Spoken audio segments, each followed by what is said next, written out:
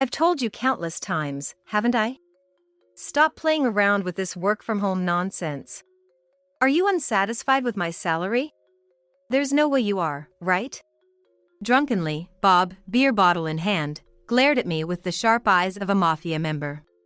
His gaze, soaked in drunkenness and anger, emitted a dangerously uncontrolled aura.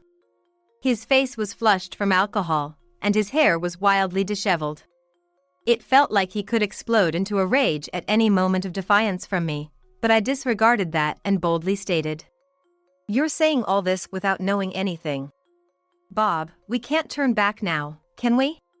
Immediately after, I was drenched from head to toe.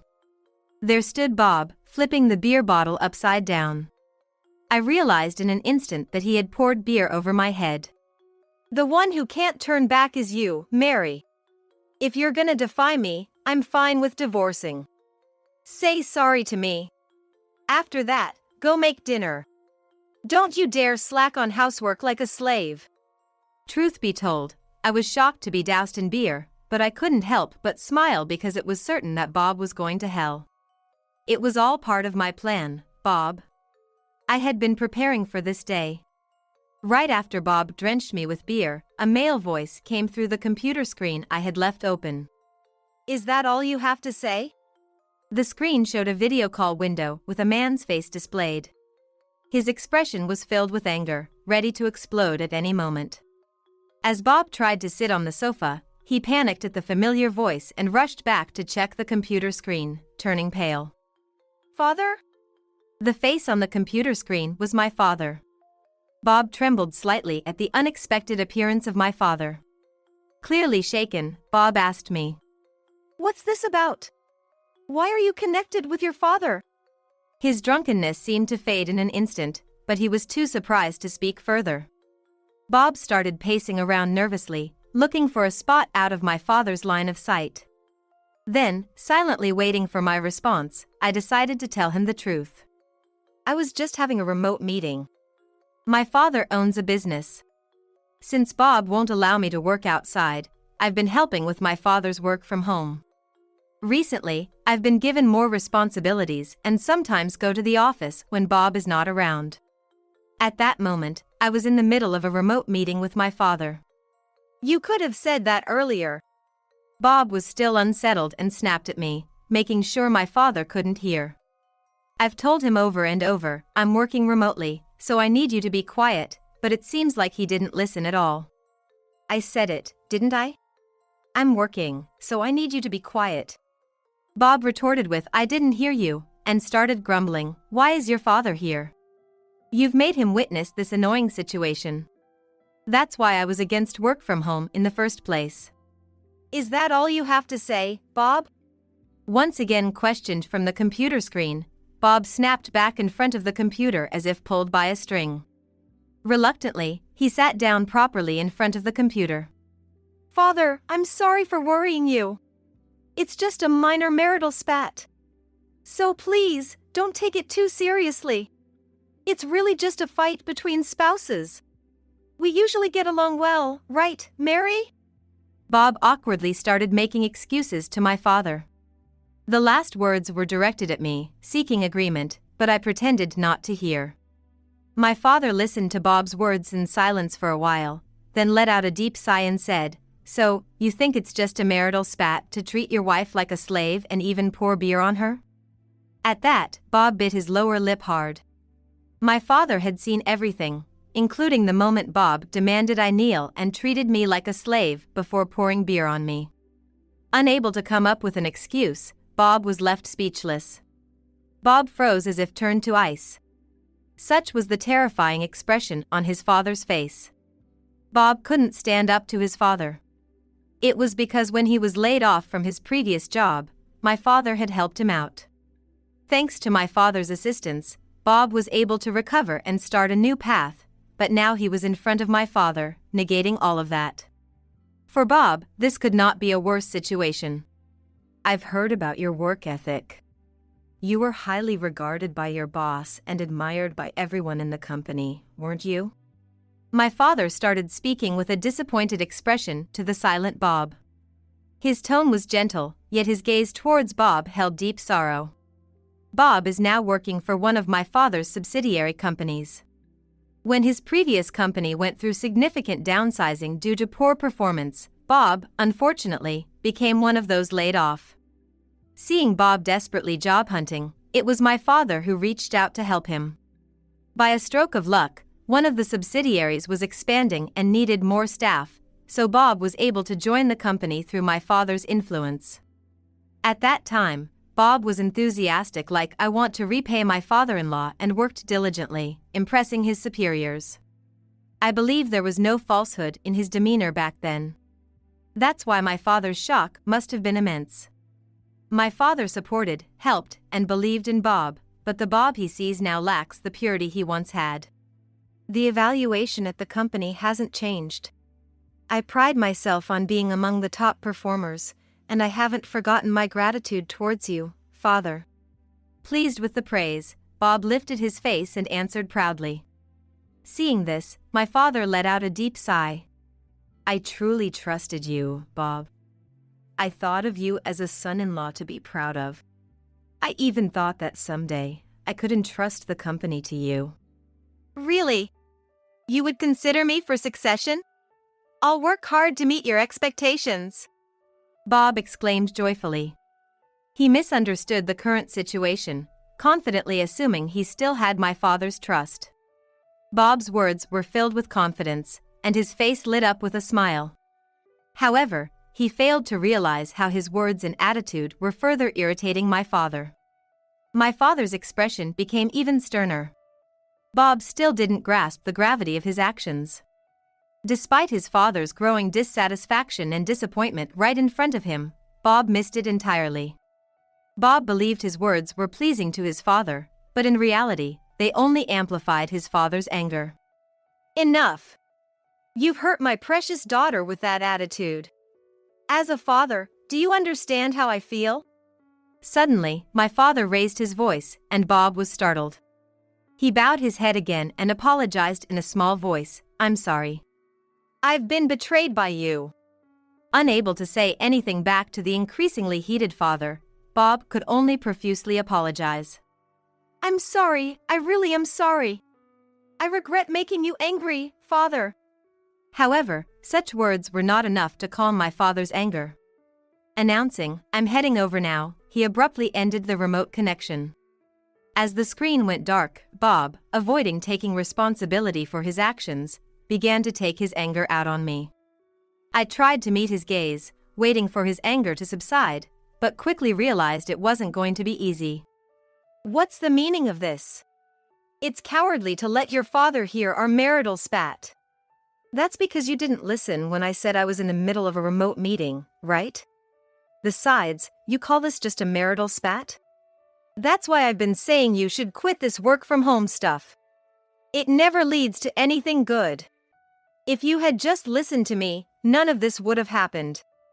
It's all your fault. If you don't want a divorce, then go explain to my FIL that it was all your fault. Although Bob had meekly apologized in front of my father, as soon as my father was gone, he started threatening and commanding me as if I were to blame. With him losing his temper, there was no way my words would get through to him. He just kept blaming me unilaterally. It seemed he thought he still held the upper hand. His lack of remorse was astonishing to me. But I had no intention of letting things continue as they were. I had already taken steps to protect myself, so for the moment, I simply agreed with him. Without me, you wouldn't be able to do anything. You should just quietly do as you're told. Looking down on me, Bob seemed to regain some composure, thinking he had the upper hand. Little did he know, his time of having the upper hand was coming to an end. I was ready to grant his wish for a divorce. Disappointed in Bob's ignorance, I awaited my father's arrival. About an hour later, my father called to say he had arrived, and I went to the entrance to meet him. My father, still in a bad mood, entered the living room, glanced at the awkward Bob, and took a seat. Bob, tense, greeted my father with a slight nod, bracing himself for what was to come.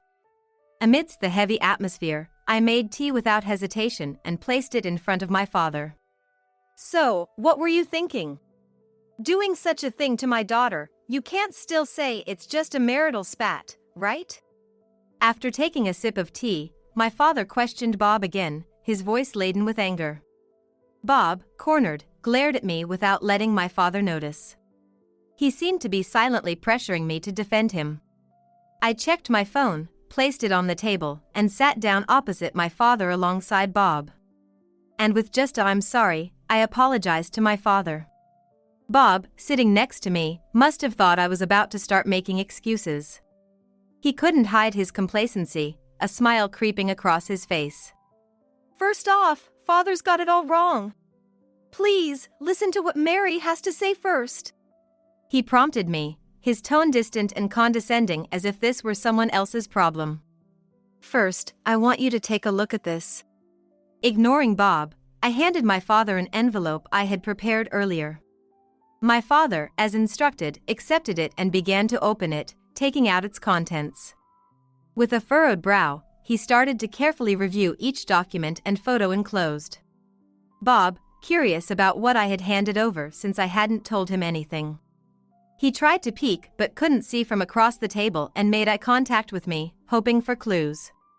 Pretending not to notice, Bob eventually settled back into his chair. He was watching my father examine the envelope's contents with a puzzled tilt of his head. After going through everything, my father sighed deeply and muttered, "It's just as Mary said." His expression turned even more stern. Bob, utterly confused, looked back and forth between me and my father, unable to comprehend. The sight of my clueless husband was almost comical, and I had to fight hard to suppress a laugh. I took the envelope from my father and spread its contents on the table for Bob to see. "What is this? When did you?" I worked hard to gather all this. The documents I showed my father were evidence of Bob's infidelity. There were selfies uploaded on social media, records of locations and dates showing where he had met with someone, and exchanges of messages. All neatly printed out. Bob's sudden change of attitude towards me from kindness to coldness made me suspect his infidelity. It must have been something like a woman's intuition. I prepared everything I could on my own and gathered as much evidence of Bob's cheating as possible. I installed a GPS in his car and even found out his smartphone passcode. The passcode was the date Bob first went on a date with his affair partner. Although I had no love left for Bob, my anger over being disregarded grew gradually. Just as I thought, Bob began his affair at the time when his behavior towards me turned cold. The exchange remained intact on his smartphone, including words hinting at marriage to his affair partner. Times he claimed to be working late were actually spent at hotels or his partner's place, as revealed by the car's GPS. While investigating the infidelity, I also started helping with my father's business, preparing for a life on my own should divorce become inevitable. That's how I gradually got ready for this moment. And so, at the moment when everything was prepared, this opportunity arose. Bob trembled his lips, indignantly accusing, "This is like spying. It's unfair." Ignoring Bob, I turned to my father. "Dad, I'm truly sorry. Despite being close to Bob, I failed to see his true nature. If I had realized sooner, I wouldn't have disappointed you like this." The betrayal by Bob seemed to genuinely dishearten my father. He had trusted Bob enough to consider him as a successor to his company and believed he cherished his daughter, regretting not seeing through him earlier.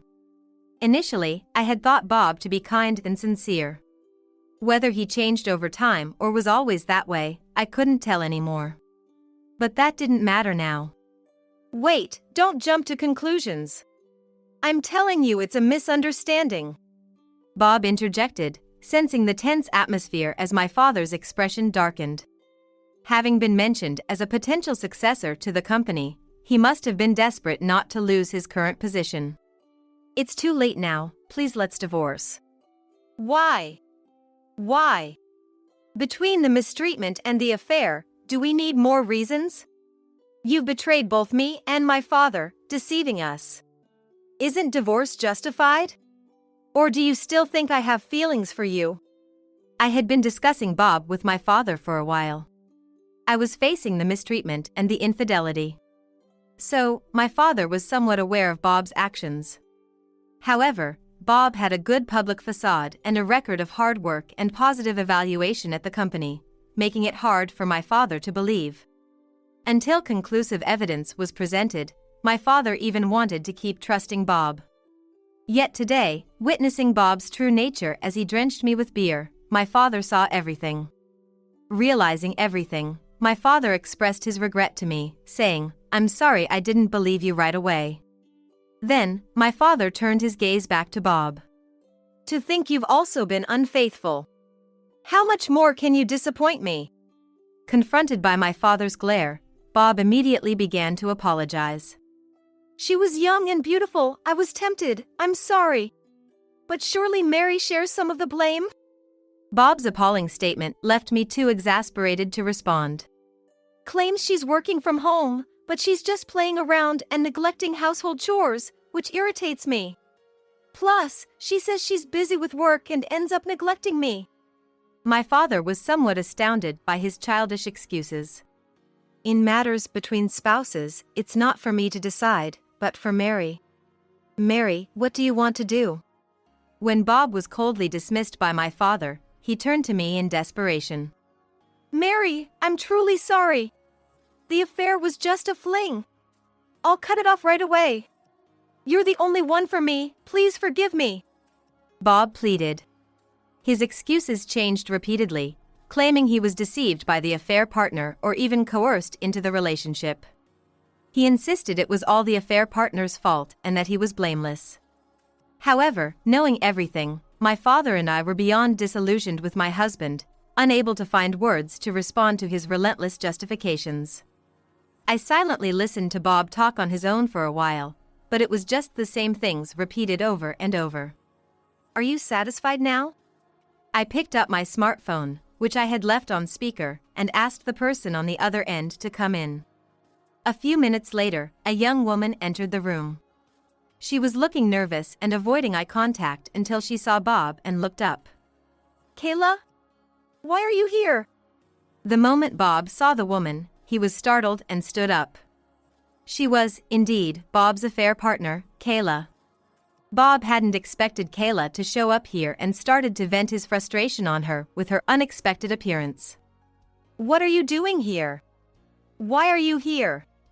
How did you get into this house?" "I invited her to come over specifically." Unbeknownst to Bob, I had been in contact with his affair partner, Kayla. Initially, Kayla thought Bob was single and was skeptical of what I said. Despite telling her I was Bob's wife, it was hard to convince her. After several exchanges and meetings, she gradually began to listen more to what I had to say. And finally, she agreed to cooperate. I had asked her to come today along with my father. She waited in my father's car, listening to the situation unfold over the phone. "Everything Mary said was true. You were deceiving me too, liar." Kayla had started dating Bob without knowing he was married, even considering marriage. Being lied to in this way, she was a victim in a sense. "Lying about being single, you're the worst. I can't believe I was played." Shocked and angry at discovering her partner's true nature, Kayla started to cry. Bob, unapologetically, retorted, "You misunderstood me being single on your own," as if she was the one at fault. "You never said you had a wife. If I had known, I wouldn't have dated you. To think you even spoke of marriage." "Quiet. You misunderstood on your own, don't blame me for it. As adults, we should be clear about relationships. That's why you can't find a marriage partner." Listening to Bob's reasoning, even though not directed at me, was infuriating. And to think I once loved and married such a man made me loathe myself. There's no need to cry over such a man. I didn't realize he was this terrible either. Since Kayla was deceived too, you should claim compensation from him. Mentioning compensation made Bob panic. "Wait, there's no right or wrong in infidelity. If I'm to blame, then Kayla is too. Why should I be the only one to pay compensation? Ever heard of marital fidelity? Are you aware you deceived Kayla? I can claim compensation from both you and Kayla, but she can also claim compensation from you. Wait, I don't care about Kayla. I have no intention of divorcing Mary. I want to make amends and start over. If he ended up divorcing me while still having incurred my father's anger, the discussion about him taking over the company would certainly become null and void. Bob hastily tried to mend the situation, starting to list a series of strained excuses. Mary is all I have. I didn't intend for any of this, Kayla just seduced me. Please, let's start over. Just as I was getting fed up with Bob's pitiful excuses, he seemed to float up briefly. Enough. Huh? It happened in a flash. Bob was suddenly hoisted over my father's shoulder, and in the next moment, he was on the floor. Lying on his back, Bob blinked in confusion, his expression one of someone who couldn't understand what had just happened. My father is a skilled judo practitioner. And he beautifully demonstrated his skill, executing a clean shoulder throw. Bob lay on the floor, overwhelmed by my father's powerful technique while still confused by the situation. I was both surprised and impressed by my father's actions, unable to hide my astonishment. Bob lay on the floor as if abandoned. My father stood up calmly, letting out a deep sigh. There was no anger or irritation on his face, but rather a serene expression. My father had controlled his anger and used his judo skills to subdue Bob, which was both surprising and admirable to me. Is that all you have to say? My father asked in a low voice, leaning in to look at Bob's face. Bob seemed unable to react immediately, staying on the ground while stammering, "No, wait. Do you still not understand how foolish your actions are? How much have you hurt both Mary and this young lady? Have you apologized? Enough is enough."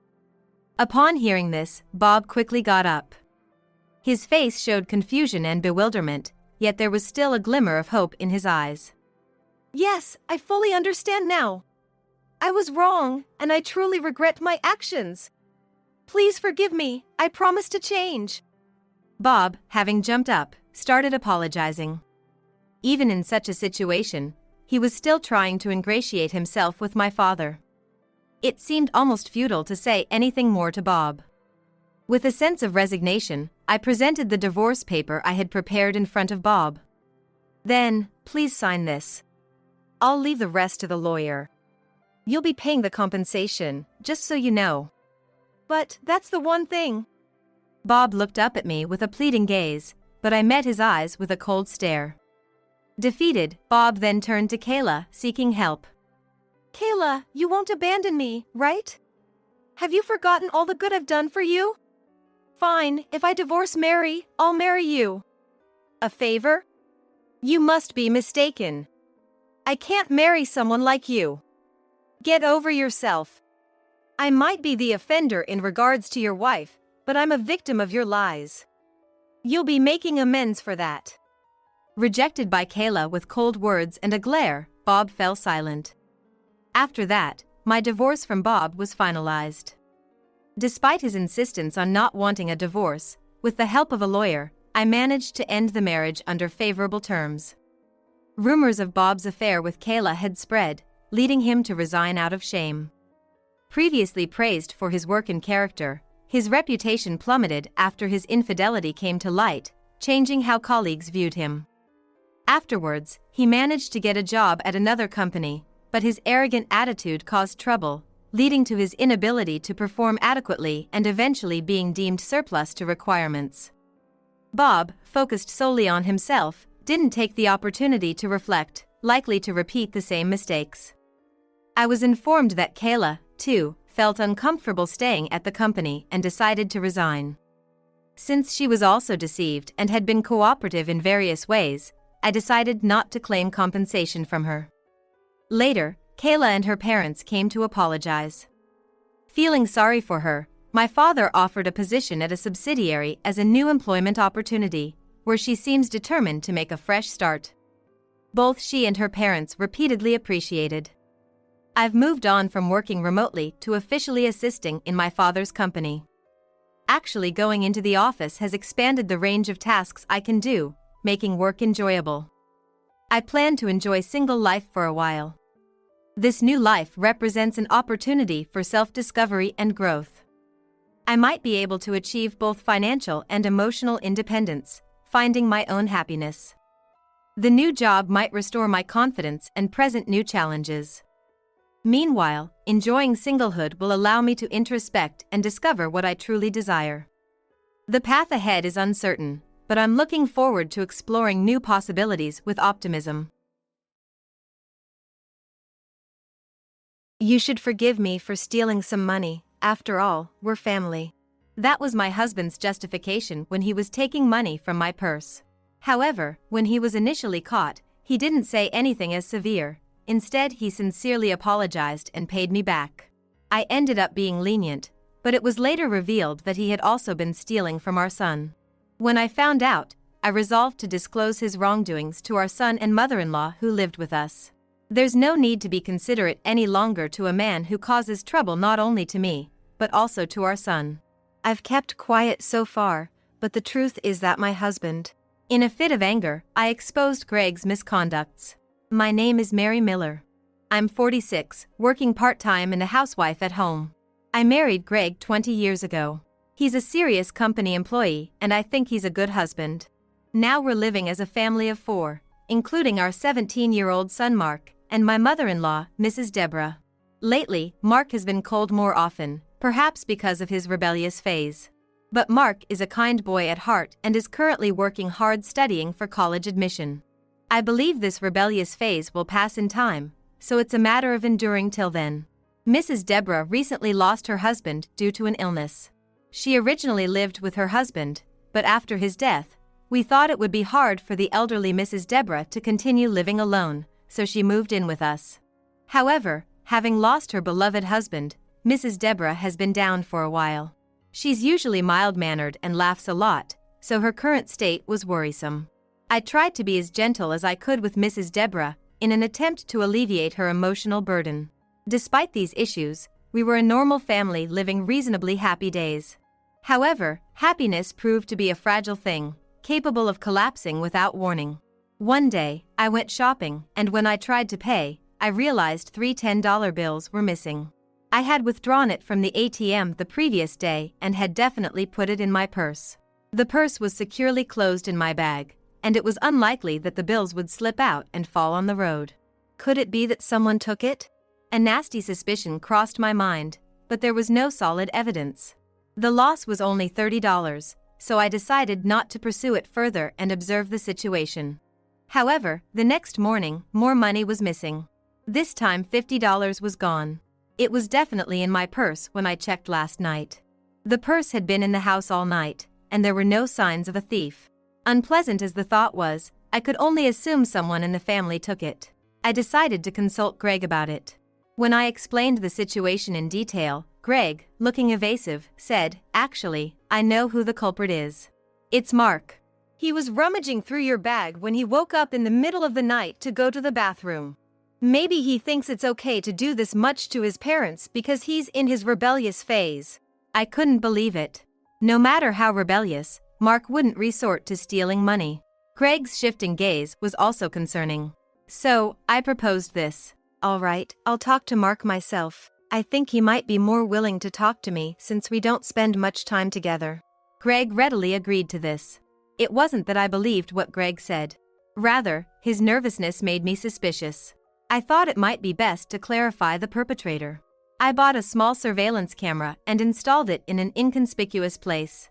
I positioned it so that it would capture my purse, which I left untouched for a day. Checking my wallet, another $50 is gone. Checked the recorded footage, and there was the culprit. It wasn't Mark. It was Greg. Making sure there was no one around, he didn't hesitate to take money from my wallet.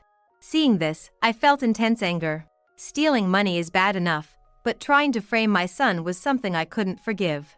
When I confronted Greg with the evidence, he was flustered and stuttered. "No, that's not it, I mean." "What do you mean that's not it? It's clear as day that you're the one stealing. Why would you do such a thing?" Greg began to explain in resignation. "I have a gambling debt. I was desperate for money." I was completely thrown off. I had no idea that Greg was gambling or that he had a debt. "Is that true?" "Yeah, it's not a lie." Greg brought out some documents. They indicated that he was in debt for a total of $5,000. Oh no! I was at a loss for words. Greg began to desperately explain. I thought you would be mad if I told the truth, so I blamed Mark. I'm sorry for lying and keeping my debt a secret. I have a plan to pay it back, and I'm slowly repaying it from my salary. I'll make sure Mark goes to college and you won't have any trouble living. Greg apologized many times and repaid the money.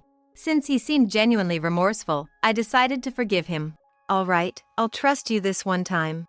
But if you do it again, I won't forgive you. I was stern in my warning, but I didn't want to worry Mark or Mrs. Deborah unnecessarily, so I decided to keep quiet for the time being. But as they say, trouble comes in threes. This was just the beginning of real hardships. A week after the debt was revealed, Greg kept his promise and stopped stealing money from my purse. But when Greg came home, he looked very gloomy and said, "My salary has been cut." According to Greg, his company was not doing well recently, and his salary had to be cut. Almost by $1,000. With a debt and Mark's college tuition to save up for, what are we supposed to do? I was at a loss. After thinking about it, I decided to take on more part-time work. I started working at a 24-hour fast food restaurant from late at night until early morning. It would be physically tough, but the night shift paid more, so I decided to give it a try. Obviously, I had to tell Mark and Mrs. Deborah about this, so I called them into the living room. Then, Mark said he had something serious to discuss, so I decided to listen to his story first. I thought it would be about his studies or college plans, but what he said was completely unexpected. For about a week, money has been disappearing from my piggy bank. Yesterday, I saw Dad opening my piggy bank without my permission. When I asked him what he was doing, he dodged the question. It was suspicious. Hearing this, I was at a loss for words. Mrs. Deborah had a look of disbelief on her face. Could it be Greg had changed his target to Mark? The idea of a husband stealing money from his own son was unthinkable. But then again, Greg has a history of trying to pin his own guilt on Mark, and he's strapped for cash. At that moment, Mrs. Deborah said something shocking. When Greg was in high school, he once tried to steal a video game he had borrowed from a classmate. I thought it was okay because I scolded him severely. Come to think of it, things frequently disappeared when I was a member of my college club. Greg was also a member of that club. By this point, it was only natural to consider Greg as the culprit. For now, I decided to hold on to Mark's piggy bank. So, you have something to say to us too, right? What's going on? Mark asked me, so I told them both, actually, I have to take on a part-time job morning and night. Why? Do you and Greg not have enough money? Mrs. Deborah asked. I was not sure how much to say, but I decided to tell them everything. There's no need to tiptoe around a man who not only inconveniences me but also our son. I've kept it from you too, but actually, my husband. I confessed Greg's misdeeds, seething with anger. 2 weeks later, Mark, Mrs. Deborah and I intercepted Greg, who claimed to be going to work on his day off, and brought him to the living room. What's going on? I'm going to be late for work, make it quick. I looked at Greg with a cold stare as he said that.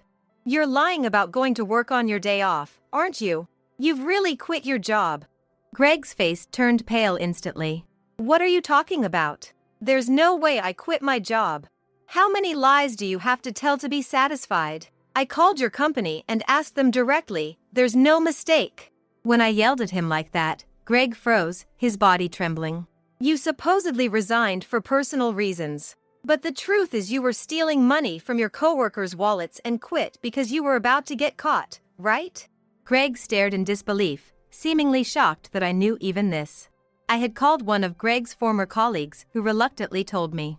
About 2 months ago, a female employee was making a fuss about money missing from her wallet. After that, similar incidents kept happening. Greg mentioned he had debts at a party, and he was always looking at people's wallets and bags. Plus, in his department, there were rumors that things always went missing. It was just pens and clips, and the loss was insignificant. There was no evidence of theft, so they've been handling it quietly. His colleague never claimed Greg was the culprit, but it seemed like he believed Greg was very likely involved. You're the one who did it, aren't you? When I sternly asked him that, Greg answered with a frightened nod, yes. But that wasn't the only secret Greg had. I pulled out an envelope and took out a few photos. Greg instantly looked away when he saw them, but I shoved them in front of his face.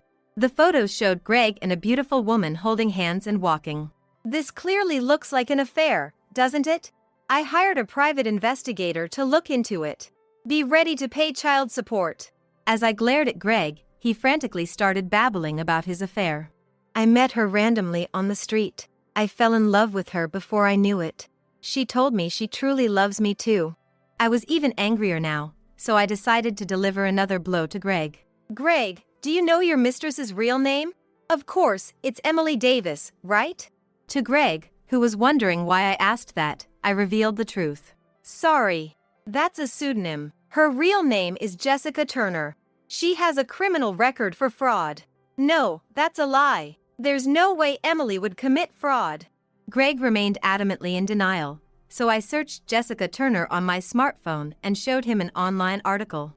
In the article, Jessica Turner had been arrested for fraud, and there was a photo of her face. It was the same face as Greg's mistress. Well, are you ready to believe it now? Don't you think she got close to you just to swindle your money? When I said this with a disgusted tone, Greg murmured, "No way," and seemed to collapse. Seeing Greg's face filled with despair, I felt a small sense of relief in my chest. This was his punishment for cheating. But even so, it was almost poetic that a liar like Greg would be approached by a fraudster. Birds of a feather flock together, as they say. I was angry, but at the same time, I was also flabbergasted. But there was still something left that I wanted to say to Greg. I showed Greg a piece of paper. It was a divorce paper that I had asked a lawyer to prepare. I can't be married to a man like you anymore. You'd better prepare yourself for a divorce. But then Greg said, "Please forgive me. I have debts and I've lost my job. If you divorce me now, I'll be in financial trouble. I admit that I've stolen various things, but it's not a significant amount of money. I only intended to borrow it, and I plan to return it. Besides, we're family. Can't you forgive me for stealing money?" He chose another woman over me. Now he's asking for forgiveness. He says he intended to return it, but I doubt how much of that is true. I was about to yell at Greg. But then, a loud voice said, "Enough is enough." It was Mrs. Deborah. It's not about the amount of money or family. Stealing from others is wrong. How can you not understand that even as an adult? And to top it off, you cheated. I can no longer see you as my son. Please let me cut ties with you. Greg's face instantly looked like he was about to cry. You're my mother, right? Can't you defend me a little? Because he had the audacity to beg like that, I decided to give him a piece of my mind. When I told Mrs. Deborah about your debts and how you stole my money, she was unbelievably angry. It was Mrs. Deborah who suggested calling your employer and hiring a private investigator. As I explained why I had to take a part-time job, Mrs. Deborah yelled, "What? What is he thinking? Causing trouble for his precious family." There was absolutely no trace of the usually mild-mannered Mrs. Deborah. She was more angry than I had ever seen her before. We can't let this go. We have to take revenge. Greg might be hiding something else, so let's investigate thoroughly this time. She said this and quickly laid out a plan for revenge. It's true what they say, the kindest people are the scariest when they get angry. When I pointed this out, Greg must have realized that even his mother wouldn't help him. This time, he clung to Mark. Hey, Mark, you're a high schooler, but you wouldn't want to lose your dad, would you? Stand up for me. But Mark, his face bright red, glared at Greg. I don't need a dad who steals and cheats. How dare you betray Mom? Being abandoned by his son, Greg finally seemed to realize that he had no allies left. He was crying, but when Mrs. Deborah told him to apologize to Mary and Mark properly, with a stern voice, he was pressured by her intensity and kept apologizing. I'm really sorry. I've reflected on my actions. It was too late for apologies. I couldn't possibly forgive him. If you're truly remorseful, listen to my wish. Agree to the divorce immediately. If you have any objections, hire a lawyer. I thrust the divorce papers at him again, and finally, Greg seemed to accept our divorce. Afterwards, we reclaimed the money Greg stole and kicked him out of the house. We filed for divorce. Then, through our lawyer, we made a claim for child support. Perhaps finally sensing the gravity of the situation, he made a lump sum payment. After that, It seemed Greg was in serious financial trouble. Due to not only gambling but also lavishing luxury items on his mistress, he had accumulated actual debt of about $10,000. He must have racked up an astronomical amount of debt considering the amount he continued borrowing, but that's not my concern. Moreover, Greg was abandoned by his mistress. Probably, she was just after his money. Greg seemed to want to sue her for fraud, but since he was the one who voluntarily lavished her, he gave up in the end. Furthermore, 2 months after the divorce, Greg was arrested for embezzling money from his company. I made sure to inform Greg's former company that he had been a habitual thief. We considered turning him into the police ourselves, but we decided to leave it to the people of the victimized company. Considering my husband has a habit of lying, there might still be things he's hiding. Probably because I warned them, the company seemed to thoroughly investigate their finances. As a result, Greg's embezzlement was exposed. I wonder how much crime that man needs to commit to be satisfied. It was definitely the right decision to sever ties with him. If not careful, I might have been implicated in his crimes. With Greg, the breadwinner, gone, I managed to secure a full-time job through an acquaintance. I have enough income to support Mark and Mrs. Deborah. Mrs. Deborah is also working part-time. When I divorced Greg, Mrs. Deborah said, "I'm sorry my son has caused you so much trouble. I can't impose on you any longer, so I'll leave." However, living alone as a senior can be worrisome, and both Mark and I love Mrs. Deborah very much. Greg and you are completely different people. I consider you as part of my precious family, so please stay with us forever. I managed to convince her to stay with that. Mrs. Deborah seems to have regained her vitality a little by working part-time and living her new life. Recently, she's been smiling more. Mark, too, who was deeply shocked by the recent incident, seems to be regaining his energy. Perhaps understanding our home situation, he even helps out with household chores sometimes. It seemed peaceful days were about to return to our home. I'm trying to forget about Greg and walk my own life path with a positive mindset. I want to keep working hard to support my family. I feel like a bright future is waiting. Starting today, this is the house for me and Bob, she announced. Her words, spoken so boldly and out of the blue, left me utterly speechless. This house was something my husband and I had meticulously planned and built over the years. We were finally looking forward to a tranquil and peaceful retirement life in this quiet piece of land. "What on earth are you talking about?" I asked in disbelief. "Well, haven't we been living together all this while? As your son's wife, it's only natural that I live here." She spoke, as if it were the most obvious thing in the world. Yes, we had indeed been living together, but the countless troubles she had caused over the years were immeasurable. I had been planning to cut ties with her as we moved to this new place. "So, where's my room?" she cheerfully asked, prancing around a certain room like an overexcited child. "I'll be taking the largest room. Old folks like you don't really need such a big space, do you?" she added. Taken aback, I replied without thinking. "What? You don't have a room here? What?" she exclaimed, her eyes wide in surprise. It appeared she genuinely believed she would be living in this new house. "Well, if you really want to live here that much," I responded. My words seemed to have struck a nerve as she turned beet red and angrily confronted me. Even after showing her a suitable living space, she seemed unsatisfied. I had made up my mind I was going to get back at this self-centered, greedy daughter-in-law of mine. My name is Catherine Sanders. Until recently, I was working as a caregiver.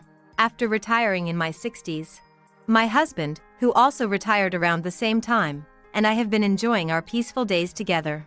It was in my late 20s when I married my husband and gave birth to our son. Despite our busy lives, we worked together to manage household chores and child-rearing, which was quite enjoyable. Perhaps because of the ample love we showered on him, our son grew up to be a kind and considerate young man, just like his father. After getting into a prestigious university, our son landed a job in a major corporation and has been doing well. Now in his 50s, he remains as caring and thoughtful as ever. He always cares for us, and we all support each other without intruding too much into each other's lives. It was when our son was in his 40s that he brought home the woman he wanted to marry. The woman came across as friendly and seemed like a confident person who wouldn't shy away from meeting new people. My husband and I had an enjoyable conversation with her and thought we could rest easy with such a responsible daughter-in-law. However, we realized that this was just a facade after she married our son. Our daughter-in-law turned out to be very self-centered and selfish. After marriage, they started living with us, and her behavior became increasingly problematic. Furthermore, she was constantly demanding something from us, which was exhausting for both my husband and me. "Hey, Mrs. Sanders, can you lend me some money? We don't have enough disposable income because Bob's earnings are low." Our daughter-in-law, who had been so amiable at our initial meeting, began to make outrageous demands as soon as she married our son. I regretted giving them permission to marry. If I had known she was like this, I would have definitely said, "You should reconsider." "Listen here, Linda. Most people don't squeeze their in-laws for money. You should resolve your issues between you and your husband." When I replied calmly, my son's wife, Linda, began to yell as she usually does. "Don't you care that I'm in trouble? This is why I can't stand old-fashioned people like you. Aren't you getting enough money for living? You're being supported by my son's earnings, so if you want to spend money freely, why don't you get a job? Enough. I don't want to hear your nitpicking anymore." Linda continued to insist on borrowing money, despite knowing she always loses to my sound arguments. Living under the same roof and dealing with her rude behavior every day is utterly exhausting. Linda is a stay-at-home wife, but does not lift a finger around the house. Despite Bob working hard and bringing in the income, all she ever does is complain about the house being too dirty and unbearable. Though she's Bob's wife, I'd reached the end of my rope with her. Since Linda moved in with us, our lives have been continuously disrupted. Even though she has a husband, she takes it for granted that she can play around until the early hours of the morning. She would be on the phone loudly, even late at night, or would act self-centered towards me while I'm preparing meals, like saying, "I want to eat meat today." I doubt even a teenager would act so arrogantly. My husband and I felt it was ridiculous to cater to Linda, who is, after all, an outsider to us, and there were times when we would just leave the room without engaging with her.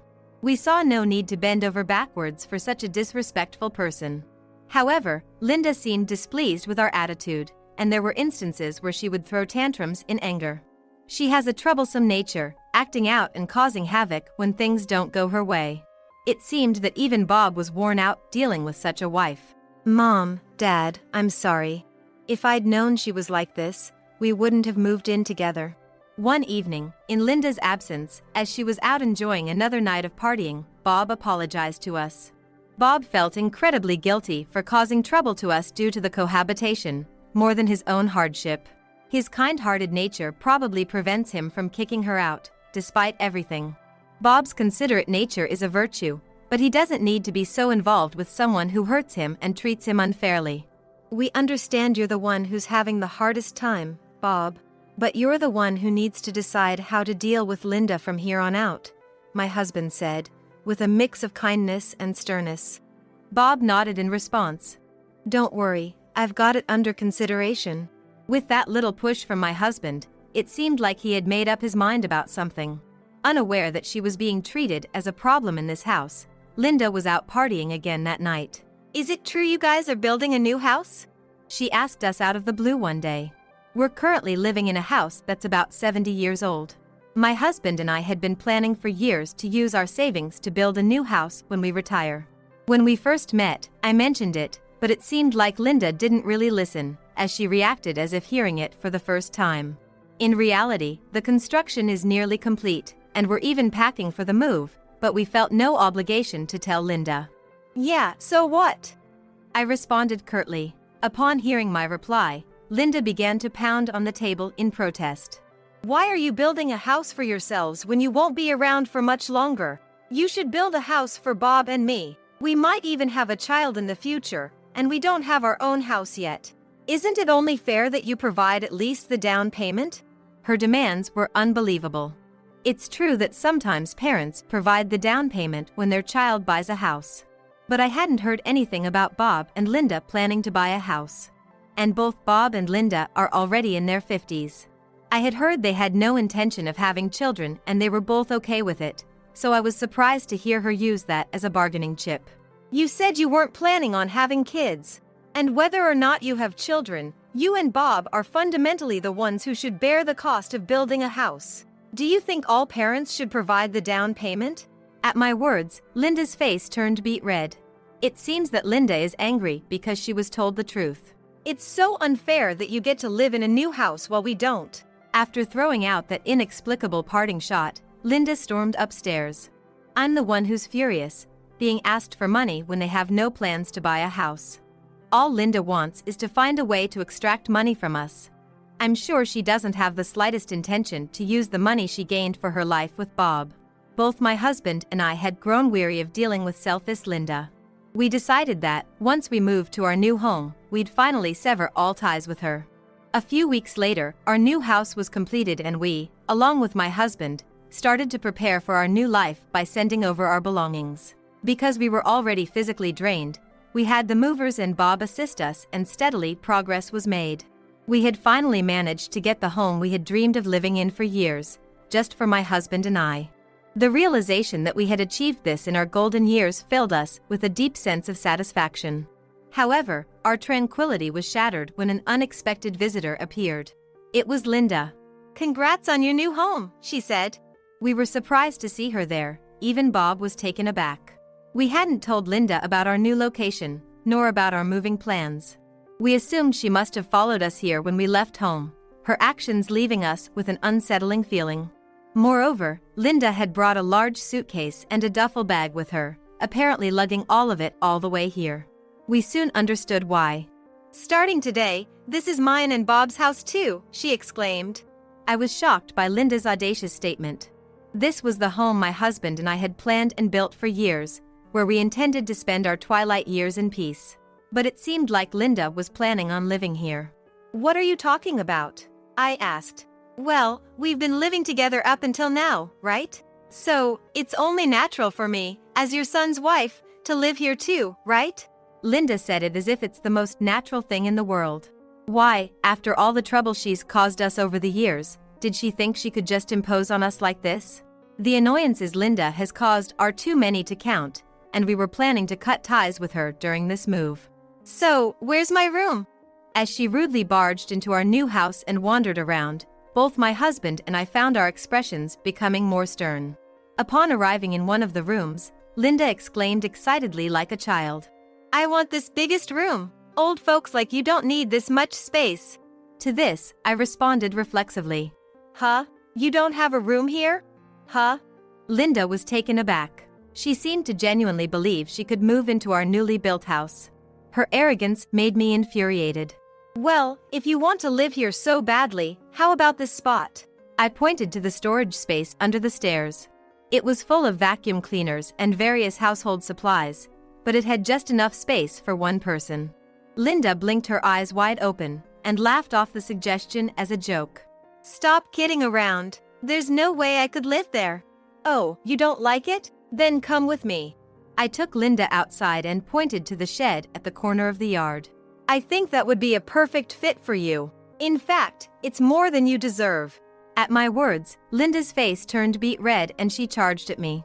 "You've got to be joking. There's no way I could live there. Enough is enough." The one who cut off Linda's shouting was Bob. Bob, always calm, had never raised his voice or yelled at anyone before. But this time, he seemed unable to hold it back anymore, pulling Linda away from me and leading her off our property. "How long do you plan on causing trouble for me and my parents? You're in your 50s. Aren't you ashamed of being so selfish towards your in-laws?" At Bob's justified anger, Linda's face turned an even deeper shade of red. She seemed lost for words, her mouth moving but no sound coming out. "Linda, there's no place for you here. After all, you're no longer part of our family." "Huh? What do you mean?" As I explained in a scolding tone, Linda finally let out a bewildered cry. "I'll explain," said Bob, looking at Linda with a severity I had never seen in him before. "I know you've been cheating. I've hired a detective and collected evidence since your nightlife became excessive. I'm planning to divorce you. So, you're no longer part of our family." Bob spoke calmly, but I could only imagine how much pain he had been through to come to this decision. Linda had kept cheating on Bob, thinking he would not confront her, and the evidence collected was compelling. Bob had started contemplating divorce relatively early in their marriage. However, given Linda's character, he had assumed she would not agree easily. So he had gathered enough evidence to make her unable to deny it, and meticulously prepared to ensure the divorce would go through. Upon hearing all this, Linda was petrified, her mouth agape.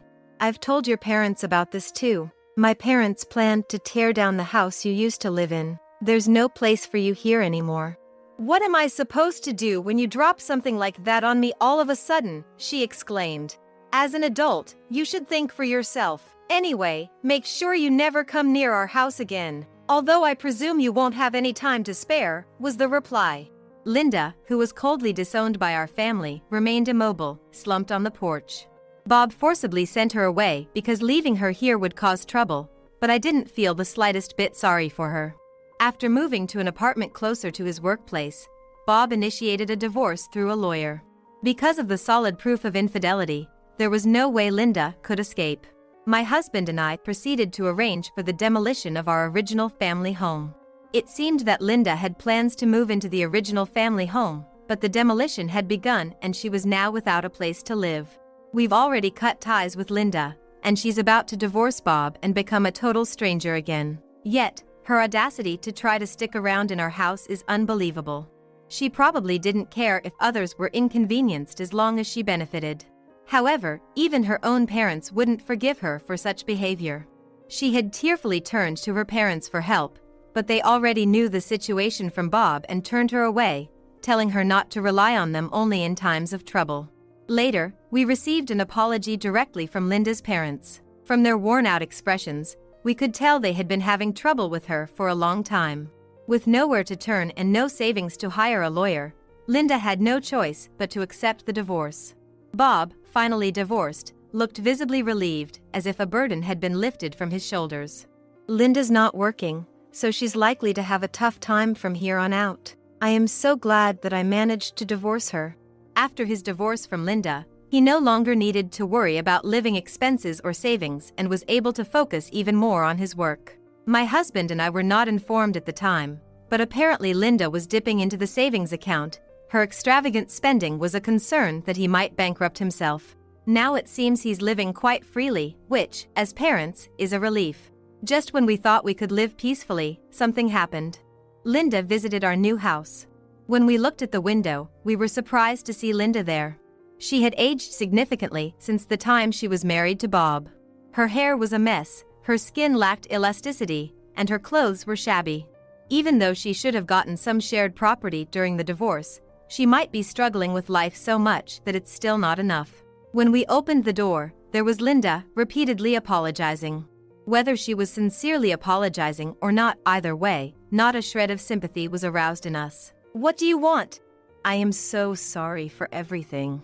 I have lost my home, my parents have disowned me, and I have nowhere to go. Please let me live here." After all she had done, did she really think we would let her into our house if she begged enough? If so, her thinking is way too superficial. "Do you realize what you're asking, after all you've done? You didn't contribute to the household chores while living with us, and you spent my son's money. There is no benefit for us if you live here. We are not a family anymore, you know? I know. It was my fault. So please let me live here." Linda's apology lacked a sense of guilt. She didn't understand why she had been kicked out of the house and served with divorce papers. Rather, she seemed to be under the impression that if she apologized persistently enough, we would give in. "Enough. You made both us and our son suffer for a long time, always asking for money, without any consideration, always selfish. Why would we want to let a person like that into our home? Please go back." As we coldly responded, as expected, Linda glared at us with anger-filled eyes. It was clear at a glance that she had not reflected on her actions. "Just because I'm begging, you should at least let me stay. You're so stingy, it's terrible. Then why don't you go and ask at some other people's houses? If they're kind, they might let a suspicious woman like you stay." Linda grimaced in frustration, but suddenly, her face turned pale. It was dark and hard to see, but upon closer look, there was a stray cat rubbing against Linda's feet. When Linda started to scream and flap her legs, the stray cat ran away. But when a meow sounded from inside the house, she immediately tensed up. Do you have a cat? Yes, we just started keeping one recently. We've always wanted to adopt a rescue cat. At my response, Linda's cheeks twitched. I can't believe it! You're keeping a cat! Oh, aren't they cute? Why don't you take a look before you go? I don't need to! After yelling, Linda bolted off at incredible speed. The truth is, we did start keeping a cat, and we had discussed adopting a rescue cat with my husband long before. The cat that became attached to us is so cute, it makes us completely smitten. We only found out recently that Linda is severely allergic to cats. We happened to learn this while speaking with Bob, so it's not that we got a cat to drive Linda away, but in the end, it did help us fend her off, so we owe the cat our thanks. Since then, Linda has not visited our home.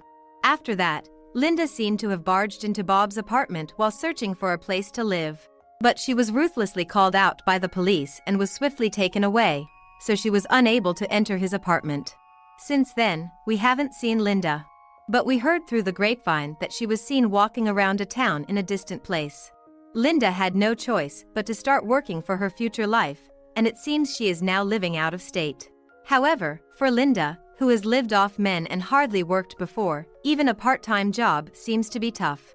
Due to unfamiliar tasks and her overly selfish personality, it seems she can't keep a job for long and often gets fired. The hard-earned money she finally makes disappears in living expenses, and it seems she is now living day-to-day while working at a factory that comes with a dormitory. She has always done as she pleased, so it's only fair she goes through such hardships. I think it's good for her to experience firsthand how hard-earned money can easily disappear. Bob has always been troubled by Linda's extravagant spending. Furthermore, it seems that Linda has been officially disowned by her parents. Her parents, who have been put out by her extravagant spending and inflexible selfishness since long ago, have decided to cut ties with their daughter. I don't think Linda's parents are wrong in their decision. There's no rule that says all is forgiven just because they are family.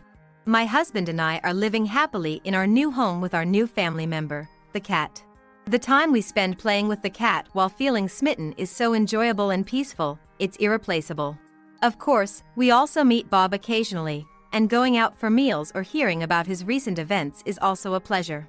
Ideally, I wanted Bob to grasp this happiness too, but he might have new encounters ahead. When that time comes, I hope he lives with a partner who respects and cares for each other. I also want to cherish these happy times with my husband. All right, everyone's presentations are done. Nick, the manager, said as he tried to move the discussion forward. Excuse me, I haven't. I recently found out something. Nick interrupted me and began to speak. There's apparently someone in this department who didn't graduate high school and is just a part-timer. Meetings should be for employees only. Absolutely right. His lackey, Mike, of course, agreed with Nick. I'm leaving. After leaving the meeting room, I started to shut down my computer. I noticed that an email had arrived, not in my personal inbox, but in the company's shared email. Thinking, there's no point in speaking up, no one will listen, I went home quietly. The next day, I heard a commotion from Nick's desk. He was staring at his computer screen, his face pale. Nick? Is something wrong? Mike looked at the screen with him. And he turned even paler than Nick. Why is he so angry? Knowing the reason for Mike's distress, I thought to myself, serves them right. My name is Adam. My mother passed away when I was in the 9th grade, and I was raised by my father. Well, you could hardly call it being raised. After my mother passed, my father changed. He drowned his sorrows in alcohol, and though he still went to work, he squandered our living expenses on horse racing. Because of that, I had to start working part-time as soon as I entered high school. Every month, I went to the convenience store with bills in hand that couldn't be auto-deducted from my father's account. Even though I endured it because I didn't want to be alone, I reached my limit in my second year of high school and dropped out. I found a live-in job at a distant inn. Thank you for everything. The day I left home, my father, still staring at the TV, spoke. Take care. That was our last conversation. Back then, 18 wasn't the age of majority, so I needed my father's permission to work, and I couldn't hide my place of employment. Yet, my father never visited me even once. I kept working just to survive, and before I knew it, I was 42. Years of hard work paid off, and I was transferred to the headquarters. I was thrilled to be recognized by the company, as I thought I'd be working in the field until retirement due to my lack of formal education. Listen up. Our work can change the future of our employees. Don't drag us down. On my first day after the transfer, Nick, dressed in an expensive suit, spoke sternly. There was a reason for this. Our inn was located in a prominent tourist destination, known so well that everyone in the state could sing its commercial jingle. At its peak, we had 5 locations within the state. But that was long ago. Due to financial difficulties and aging facilities, only the place where I had worked for many years and the original establishment remained. I was prepared to lose my job anytime, but now there was a glimmer of hope. With the rise of social media, the tourist area where the inn was located started gaining attention again. Depending on how hard the sales department, where I was transferred, worked, we could either thrive or be forced to give up this prime location to the new hotel chains continuously popping up. For Nick, who had switched careers from another industry to strengthen our sales, this was a battle he couldn't afford to lose. I understood why he had to be strict. I will do my best. Nick sneered at my enthusiastic declaration. Did you not hear what I said? I'm sorry. I thought I was listening carefully. Out of habit from years of customer service, I apologized reflexively, though I had no idea what had offended him. Someone was watching me with a smirk. In this department, there are those who are expected to excel and those who have been shoved here because they have nowhere else to go. You are the latter. It was Mike, the section chief. He's 7 years younger, at 35. But he was called to headquarters much earlier than I was and had been moving around within the headquarters ever since. I'm not jealous, but I can't accept that he's my boss. Graduating from a prestigious university, he has an unusually high pride and caused many problems as a newbie, making things very difficult for me when I was the front desk leader. When I found out Mike was transferred to the sales department a month before me, I was disheartened. Mike is right. With just a middle school diploma, there's not much you can do. Don't even think about achieving results. As if I didn't exist, Nick remarked, I'm thirsty. Mike eagerly ran to the coffee maker. It seems Mike is Nick's lackey. I regretted being happy about my transfer to headquarters, wishing I had stayed on site forever. Send a direct mail to every company on this list by the end of the day. Nick only assigned me tasks that even a new graduate could handle. What? There are over 1,000 companies. You want me to send to all of them by today? Yes, if you and your fellow misfits split the work, even those with nowhere else to go should finish by today. I glanced at the employees typing away expressionlessly. They were worn out from customer service, only thinking about leaving on time, or were women reassigned after having children, with zero motivation for work. Even Sam, a new graduate from the same university as Mike, who was supposed to be among the expected achievers, had no enthusiasm for the job, having joined the company wanting to do customer service. I don't care what they say, I plan to quit anytime, he said. Only Nick and Mike were highly motivated, making all the decisions between the two of them. I originally only wanted to work at the inn to survive and had no particular attachment to this job. I swallowed my words, thinking I had no right to reprimand them. About a month after the transfer, Nick told us with a frustrated look. To commemorate the 50th anniversary, we've decided to create a plan exclusive for one group per day. Originally, Mike and I were supposed to come up with it, but our president, Mr. Thompson, insists on hearing everyone's opinions. So, you all get a chance. As Nick explained, Mike began handing out prints. Make sure not to embarrass Nick. If your ideas are half-baked, you'll have to redo them. It seemed that they had printed his handwritten notes by Mr. Thompson, which included several questions and a section for free responses. It made sense why Nick had to seek our input, given that all responses had to be submitted to Mr. Thompson. We were given a week to think about it, and a meeting was scheduled to compile our ideas. My plan is to let guests enjoy both the old and modern America. Nick began the presentations. Guests would watch a master confectioner at a nearby traditional sweet shop make sweets in front of them. The welcome drink would be premium tea in a bottle. Nick's plan was certainly attractive. After his presentation, Nick called on us to present in the order we were seated. Just as I stood up for my turn, Alright, everyone's presentations are done. Excuse me, I haven't. I recently found out something. Nick interrupted me. There's someone in this department who didn't graduate high school and is just a part-timer. He was likely talking about me. I joined the company as a part-timer and was made a full-time employee when I turned 20. That was 20 years ago, so Nick and Mike probably had no chance to know until recently. Meetings should be for employees only. Absolutely right. After that, Nick kept creating opportunities to solicit everyone's opinions, purposefully excluding me from speaking. The meeting unexpectedly heated up and went past the scheduled end time. A few people asked to leave, and the discussion continued with the remaining few. Still here? Normally, you'd leave in that situation. Though I had no attachment to the job initially, hearing kind words from customers made me want to make them happier. For someone like me, with nowhere to go, the inn was my home and customer service was my life. I felt pathetic about my current self. I'm leaving. I left the conference room and started shutting down my computer. I noticed an email had arrived, not in my personal inbox, but in the company's shared email. Thinking no one would listen to what I had to say anyway, I quietly went home. The next day, while preparing the DM as instructed, I heard a commotion from Nick's desk. In his haste to stand up, he hit his knee on the desk. He stared at his computer screen, his face pale. Nick! What's wrong? Mike, thinking he should be the first to rush over, approached Nick while still wearing his coat. He peered at the screen with Nick. And he turned even paler than Nick.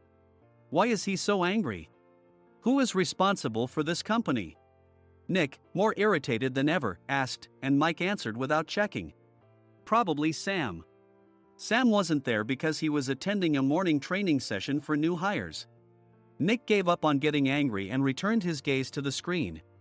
They were looking at an email that arrived right after the end of the working day yesterday. Apparently, no one, including me, had checked it before leaving. The email was from a large company that used us for their annual employee trips. The president and executives of that company also frequently used our services personally. President of the company, Mr. Mason himself had declared that neither he nor his company would ever use our services again. Well, some companies cancel their employee trips or stop using our services due to financial struggles. Let's just move on. Mike kept wiping the sweat from his forehead with a handkerchief. Knowing why Mike was so agitated, I quietly watched their interaction. Do you know how much revenue we get from that company? We can find other guests to fill the rooms, but we'll lose the banquet costs, gift shop revenue, rental car fees, and more. Moreover, the gifts were supposed to be prepared by the traditional confectionery shop involved in Nick's proposed plan. If it's known that we incurred such a huge loss at this critical time, Nick's position in the company would be jeopardized. Nick took a deep breath, seemingly trying to calm himself. All right, Mike. Go to New York right now and apologize to Mr. Mason. What? You're coming with me, right? I have urgent work to do. I trust you, which is why I'm entrusting this to you. Please. Mike, believing Nick's sincerity, agreed with a determined look on his face, saying, yes. That's Nick for you. Even if Mike went to apologize, Nick would shift all the blame onto him if the client didn't change their mind. Well, it was Mike's fault to begin with, so it served him right. About 3 hours later, Sam answered a call from somewhere and repeatedly apologized, saying, I'm very sorry. Everyone watched to see what was happening. After ending the call, he informed Nick with a weary tone. When Mike arrived at the client's company, he only made things worse, further infuriating Mr. Mason. He was demanding, get his boss here immediately. It was no wonder Sam was exhausted, dealing with such a call right after returning from training. What is that idiot doing? All right, Adam, you're coming with me. If sacrificing Mike didn't work, then I must be next. Normally, I'd want to refuse at all costs, but I saw an opportunity in this situation. If I can be of assistance, I'd be happy to join you. I obediently followed Nick, and we flew to New York. When we introduced ourselves at the reception, it became clear how serious the situation was, as the receptionist personally escorted us to the president's office. Angry voices leaked through the door, making both Nick and me uneasy. Excuse me. I'm Nick, the supervisor. I understand my subordinate has caused you trouble, and I deeply apologize. Nick, with his experience in the corporate world, knew enough to offer an apology before excuses. However, his customer service skills left much to be desired. I sighed as I saw Mike trembling like a small dog in the corner of the room. What kind of training are you giving your subordinates? Mr. Mason glared at Nick with a red face. The intensity of his gaze made even Nick take a step back. Regrettably, I joined this company only 2 years ago and was unaware of Mike's issues. I should have identified his shortcomings sooner. Indeed. I should have realized sooner. No sensible person would come to apologize and then give a lengthy presentation on the drawbacks of not using their in. Nick froze, his mouth slightly open. Suspecting the worst, I picked up the documents that had fallen to the floor. It seemed Mike hastily prepared these documents on the plane, listing the disadvantages. Disadvantage 1: if you change the venue for the company trip, employees might suspect it's for cost-cutting reasons, leading to a negative impression. Reading it aloud half-jokingly, Nick snatched the papers from my hand and checked the contents with a furious expression. Among the stack of documents was a receipt from a nearby convenience store's copy machine. I felt a pang of dread, hoping he hadn't shown the receipt as well. What do you think he said when I asked what kind of nerve he had to do this? I'm very sorry. Faced with the dire situation, Nick must have thought there was nothing left to do but apologize. In a voice smaller than I'd ever heard from him, he uttered words of apology. He said, "I'm a Harvard graduate. I don't believe I said anything wrong." Mike! What have you done? Forgetting his plan to pin the blame on Mike, Nick yelled loudly, even in front of Mr. Mason. "I didn't do anything wrong." "You're still saying that? Look at him." Mike pointed at me with a shaking hand. "I was assigned to headquarters in my 20s and now I'm a section chief. This guy only made it to headquarters at 42. Everything I've done proves I was right. So why are we losing the contract?" Having said his piece, Mike collapsed to the floor. "Of course.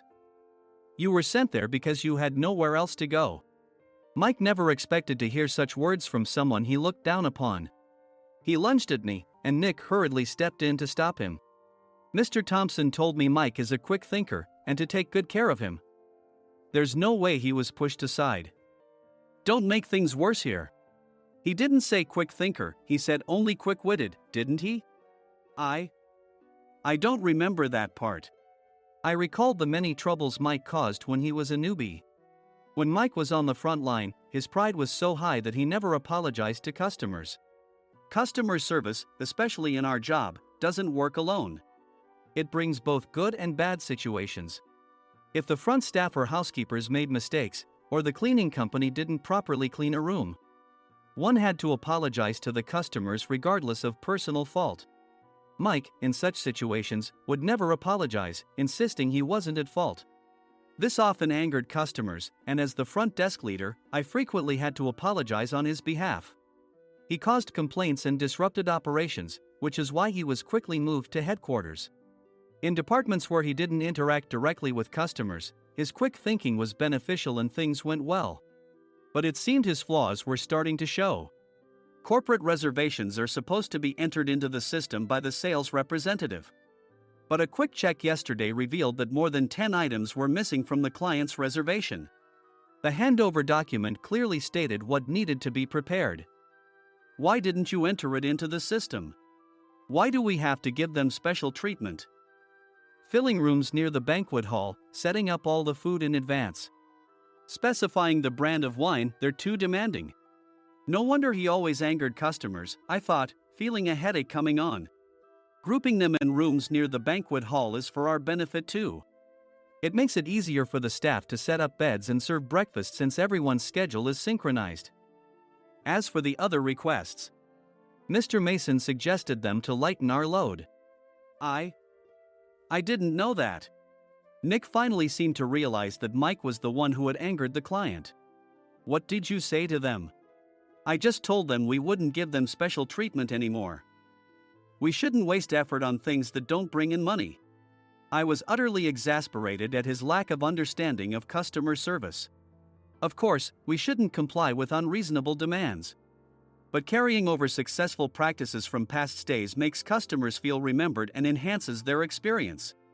Good memories encourage repeat visits. That's part of our job.